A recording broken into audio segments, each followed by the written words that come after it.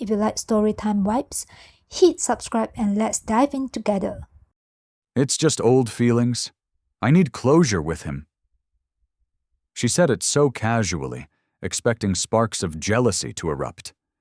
But I just looked her straight in the eyes, gave a calm smile, and replied, "Okay." What she didn't know was that her so-called closure had just closed the door on the wedding, the ring, and me. I'm a civil engineer. I build bridges, massive, unyielding structures meant to hold up under pressure, meant to connect, meant to endure. I thought that's exactly what I was doing with my fiancé.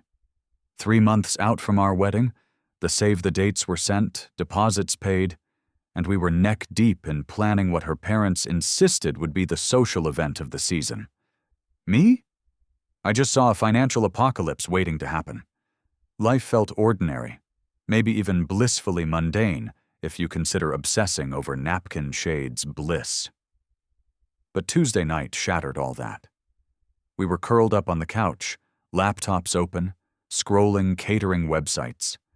I was waging a passionate battle in favor of a mashed potato bar when she set her phone down. Then came the look. You know the one.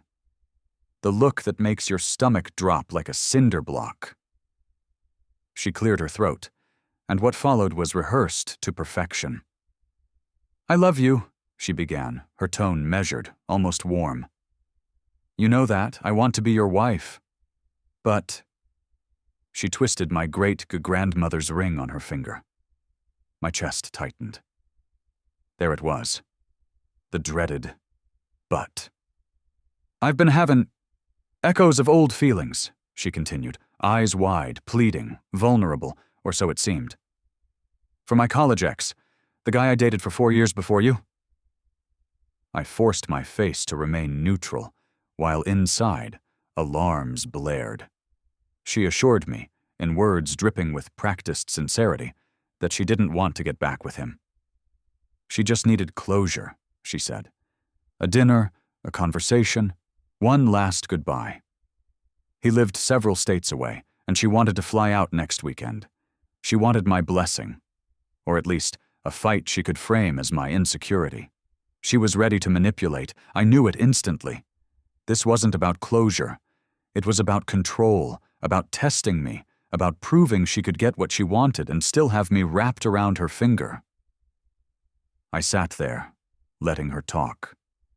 I watched her carefully rehearsed argument unravel like thin tissue paper, and then I said, "Okay."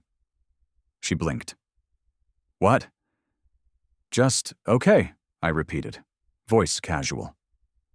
I picked the laptop back up. "If this is what you need, go for it. Now, about these mashed potatoes. Do we want bacon bits as a topping? I feel like that's non-negotiable." Her confusion was priceless. She had anticipated a fight, a jealous tirade, some theatrical display of possessiveness. She got none. She muttered something about bacon bits and spent the rest of the night staring at me like I'd just defied the laws of human behavior. The following days, she doubled down on affection. Constant messages, flirty smiles, gratitude for my trust and understanding. I played the part of the perfectly secure fiancé while plotting in silence. Her flight was booked. Friday morning out, Sunday night back. Thursday night, she kissed me long and deep. "I'll be back Sunday," she whispered. Forever and ever. As soon as she pulled away, I retreated to my home office. At 9 a.m. Friday, I made my first call. "Hi," I said, calm, clipped. "This is about my wedding. My name / her name. We need to cancel." There was a pause on the line. She asked if I meant postpone. "No," I said. "Cancel. Fully aware the $10,000 deposit is non-refundable. Please consider it a donation. Call it the unresolved feelings tax." One by one, I canceled everything. The venue, the photographer, the caterer, the band.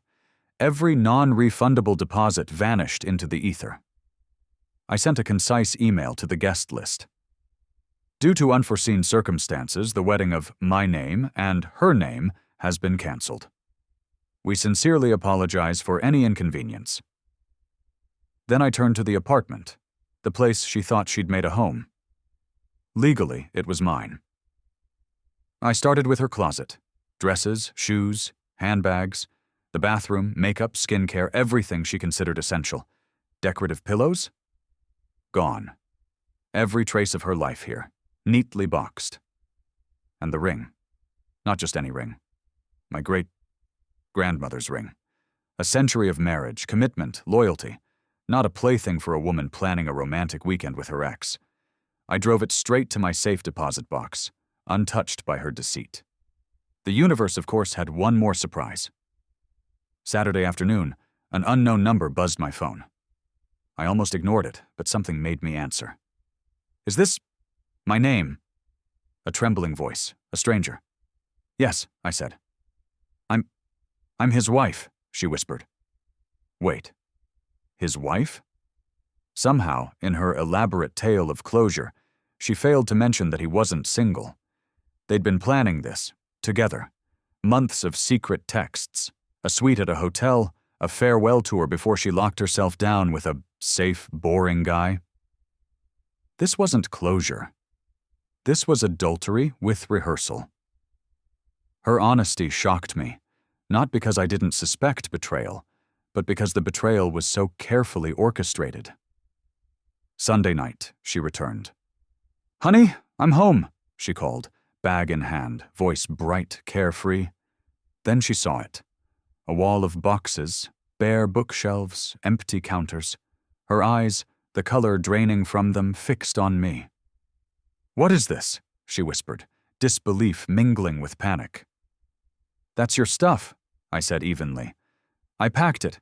Makes moving out easier." Her bag hit the floor. "Moving out? This is my home." "This is my house," I corrected, calm but cold. "And you are no longer welcome. Lawyer's letter, eviction notice, 30 days. If you're not gone by then, Sheriff, that's how it works." The meltdown was instantaneous. Screams, sobs, rage. Her parents called, pleading. Her father tried to intimidate me, his words weak against the iron logic of truth. "Your daughter chose to betray me 3 months before our wedding," I said firmly. "This isn't punishment, it's consequence." Weeks of manipulative chaos followed. Apologies, accusations, promises, threats. Through it all, I stood firm. She wasn't sorry. She was furious her plan had failed spectacularly. Finally, the eviction notice and lawyer's letter about the ring forced reality on her. Her father brought a U-Haul.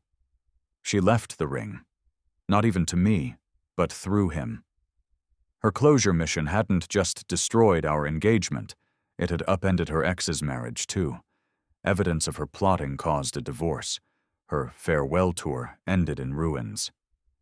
I sit now in the calm of my apartment, surrounded by empty walls, silence, and peace. Justice at last. Sunday evening, the click of the door announced her arrival before her voice even reached me. "Honey, I'm home," she called out, upbeat, satisfied with herself, as if her closure weekend had been a triumphant journey of emotional growth. She had no idea what awaited her. Her smile faltered the moment she stepped inside. The sight before her, the mountain of neatly stacked cardboard boxes, the bare shelves, the stripped-down apartment, hit her like a punch. It was a silence louder than any scream. She froze mid-step, pulling her little weekend bag closer to her chest, her eyes darting from the boxes to me, trying to process the scene. "What is this?" she whispered, a note of disbelief lacing her voice. "That's your stuff," I said evenly, my voice calm, almost clinical. "I packed it. Makes moving out easier." The bag fell from her hands with a dull thud. "Moving out? What are you talking about? This is my home. You can't—" "This is my house," I interrupted steady, "and you are no longer welcome in it. Lawyer's letter, eviction notice, 30 days. If you and your boxes aren't gone by then, The sheriff will handle it." Her jaw dropped, eyes wide with shock and fury. She opened and closed her mouth like a fish, words failing her. Then, as if the silence was unbearable, she shouted, "You can't do this! I'm your fiancé!"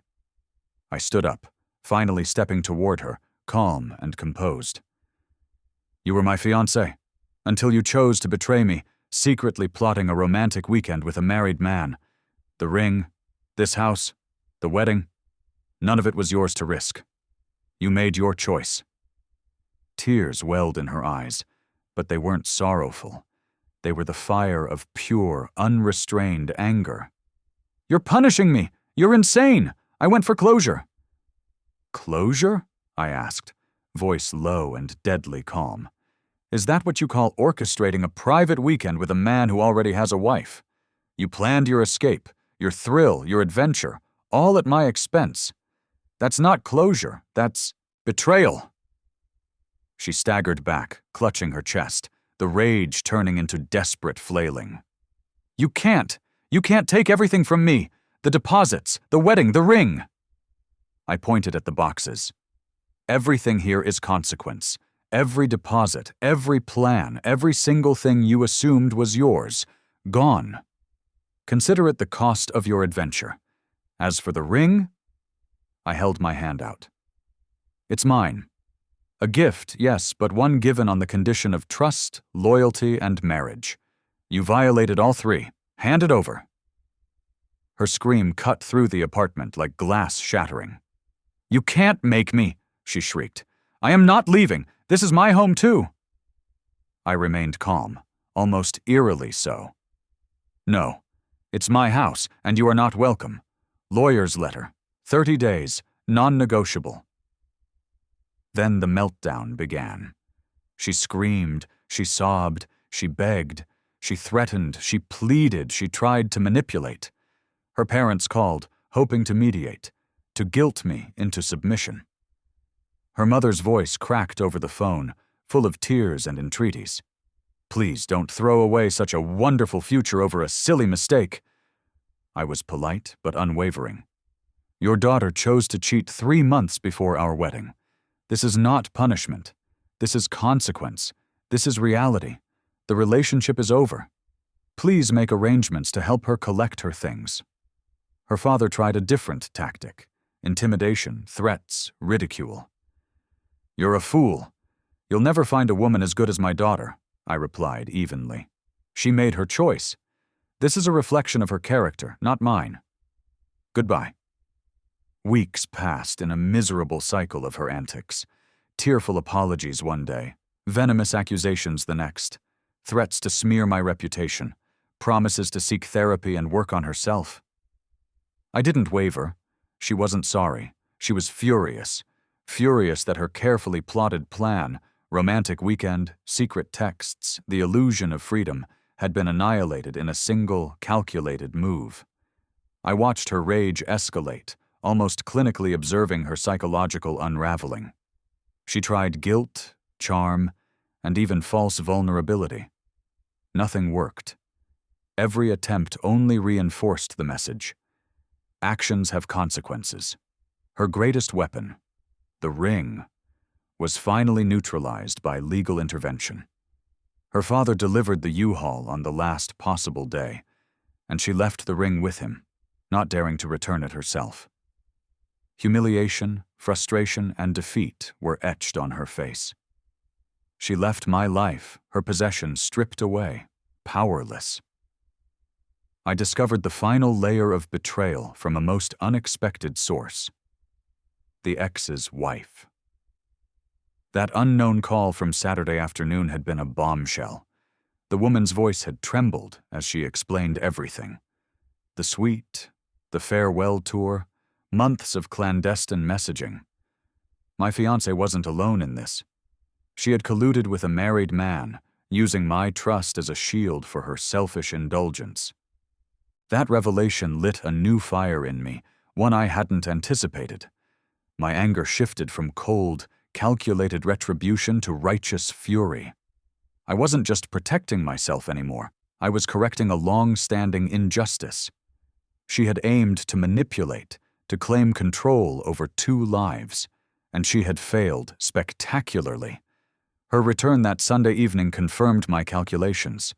The sight of her walking into a meticulously emptied apartment, her joy turning to shock, anger, and disbelief, was intoxicating.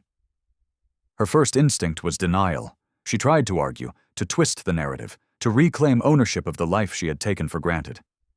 I let her flail, let her scream, let her plead. Every word, every gesture only emphasized her loss. "Did you get the closure you were looking for?" I asked casually, almost mockingly, as she tried to gather her thoughts. Her face twisted in confusion. "What do you mean?" I did what I had to do. It was emotional, yes, but necessary." I smiled, but it wasn't kind. "Closure? Or thrill? Adventure? The texts I found? The plans you made? Your little romantic getaway with a married man? That's not closure. That's manipulation. That's betrayal. That's exactly why everything you cared about is gone." Her composure finally broke. Anger replaced shock.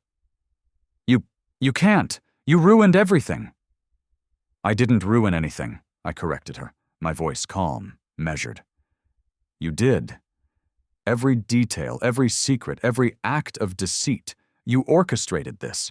I merely ensured you faced the consequences."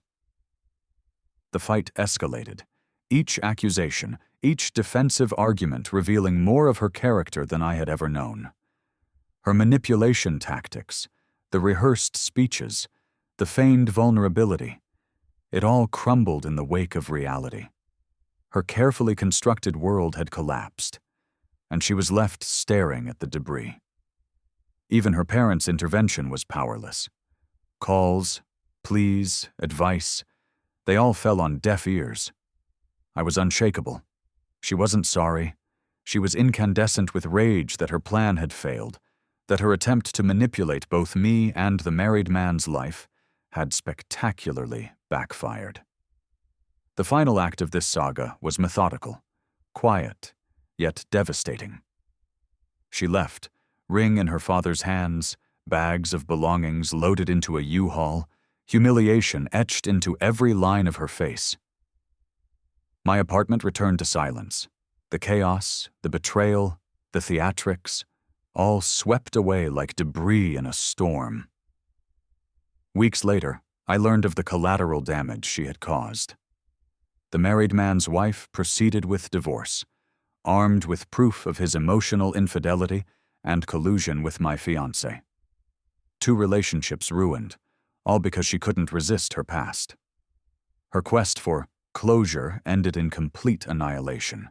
Her fantasy turned into a cautionary tale of greed, deceit, and poor judgment. And me? I sat in the calm of my apartment, boxes stacked, walls bare, everything in order. Peace had returned, but not without lessons. Trust isn't just a gift, it's a contract, silently agreed upon by 2 people willing to respect each other's boundaries. Betrayal carries consequences. Some people believe they can play with others' lives like pawns on a chessboard. The universe has a way of reminding them they can't. I realized then that revenge isn't about anger, it's about justice. Methodical, calculated, complete justice. My actions weren't cruel, they were fair. The lesson, clear and unambiguous: deceit is costly, choices have consequences, and no matter how polished your manipulations, some foundations, like the bridges I build, cannot be broken without collapsing entirely. The next morning, I woke to silence. Not the awkward, tense silence of a house with unresolved arguments, but a deep, profound quiet. The kind that signals a storm has passed. The apartment smelled faintly of lemon cleaner, stripped of the traces of someone who had taken advantage of trust. I poured coffee, sat in my armchair, and allowed myself a moment of reflection. The eviction had been the final domino. She'd left with her U-Haul, the ring delivered through her father.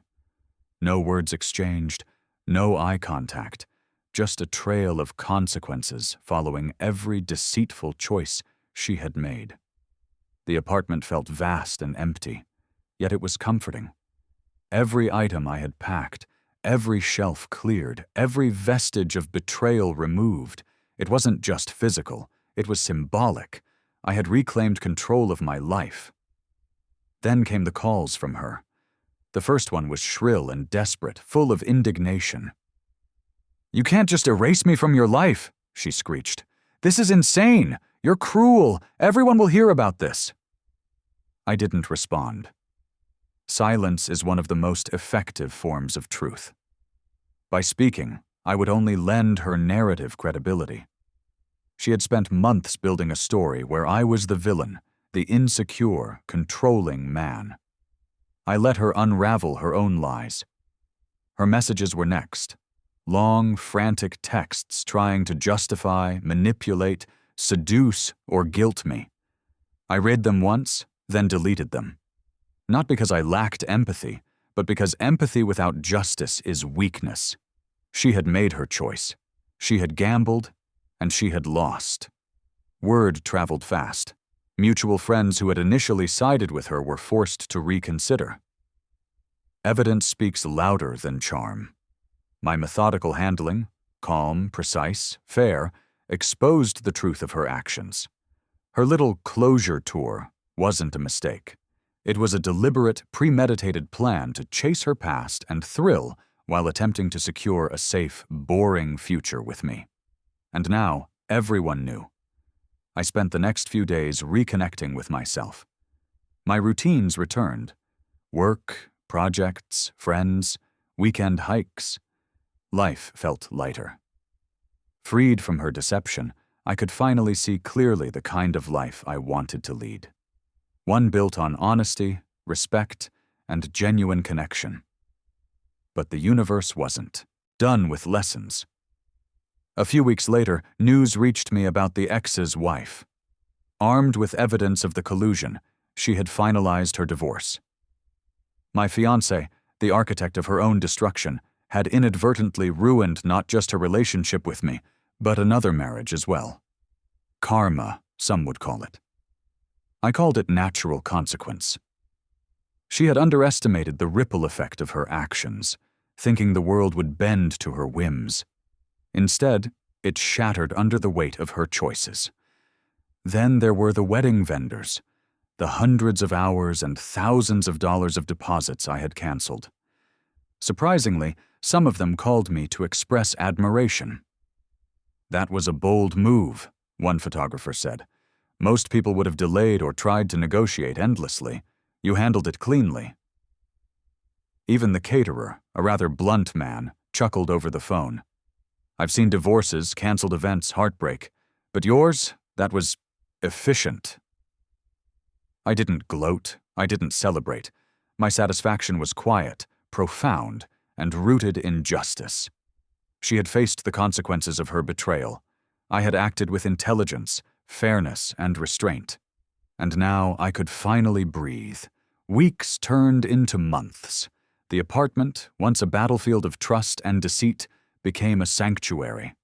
I kept the boxes stored in my basement as reminders, not of anger, but of lessons learned. Trust must be earned, not assumed. Relationships must be based on mutual respect, not selfish manipulation. And the people who betray that trust will always, inevitably, face the consequences of their choices. There were moments of reflection when I caught myself thinking about the life that could have been: wedding planning, shared dreams, vacations, laughter. But those thoughts were tinged with clarity. What she did wasn't a temporary mistake. It was a reflection of who she truly was. And by letting her continue, I would have been complicit. One evening, as I sat on the balcony overlooking the city, I realized the ultimate lesson had little to do with revenge. The true victory was reclaiming my own power.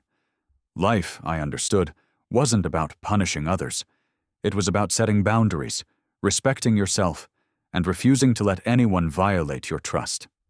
The wedding, the ring, the deposits, They were material representations of something far more significant: my dignity, my standards, and my life.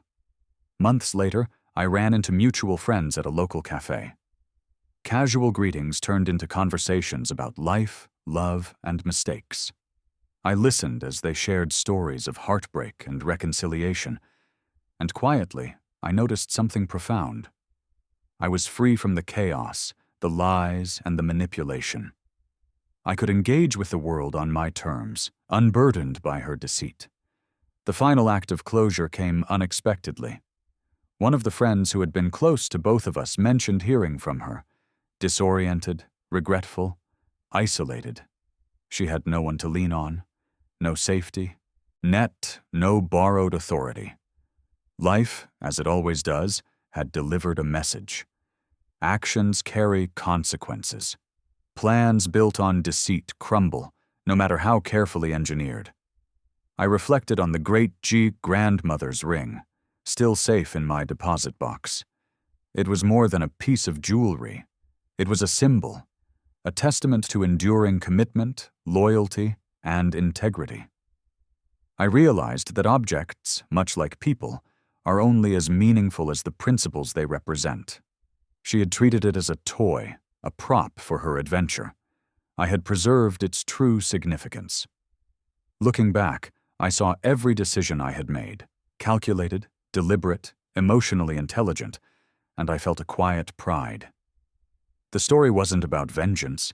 It was about clarity, justice, and reclaiming what was rightfully mine. She had tried to manipulate, to rewrite reality, to escape accountability. And in the end, she had nothing to show for it. Not the wedding, not the deposits, not the ring, and certainly not my trust. Life resumed its rhythm. I focused on work, friendships, and small joys that reminded me of what genuine connection felt like. I traveled, laughed, and even allowed myself to dream again. But with new wisdom. No longer could I be distracted by appearances or sweet words. Experience had taught me the weight of actions. Months passed, and the silence in my apartment became a balm. No more rehearsed speeches, no more secretive messages, no more games, only peace. The boxes remained in the basement, a silent reminder that life's lessons are tangible, sometimes heavy, and never to be ignored. Finally, I understood the full circle of the story. Betrayal hurts, yes, but betrayal exposed for what it is can empower. Deception, once unveiled, loses its allure, and the people who manipulate and scheme will ultimately face a reckoning of their own making. The apartment, once a theater of conflict, had become a place of reflection. The walls echoed not with anger, but with calm, deliberate presence. I realized that life's most profound victories aren't always loud. They're quiet, meticulous, and deeply satisfying. I thought about the lesson I would share if asked, the insight I would offer. Love is not a free pass. Trust is not unconditional. Relationships require integrity, honesty, and respect. When someone violates those principles, the cost is inevitably theirs to bear. And sometimes, justice isn't dramatic or vengeful. It's simple, effective, and absolute. As I stood on my balcony one evening, the city lights sparkling below, I felt a sense of completeness. Not triumph, not bitterness, not anger, simply understanding. Life had taught me, through pain, betrayal, and calculated action, that integrity matters above all else. Trust wisely, love wisely, protect your boundaries. And when someone chooses deceit over loyalty, let them face the consequences. She lost everything, her fantasy, her freedom, and her illusions. And I regained my life, my dignity, and my peace. The silence in my apartment was no longer empty. It was full of lessons learned, justice served, and a future unshackled by betrayal. Sometimes, the most powerful stories aren't about the chaos we endure. They're about the calm, intelligent, and deliberate way we rise above it. And in this story, I rose methodically, decisively, and with unwavering clarity. Trust, loyalty, and integrity are rare. But when honored, they build bridges stronger than any deceit could ever destroy. And that is a lesson I will carry forever.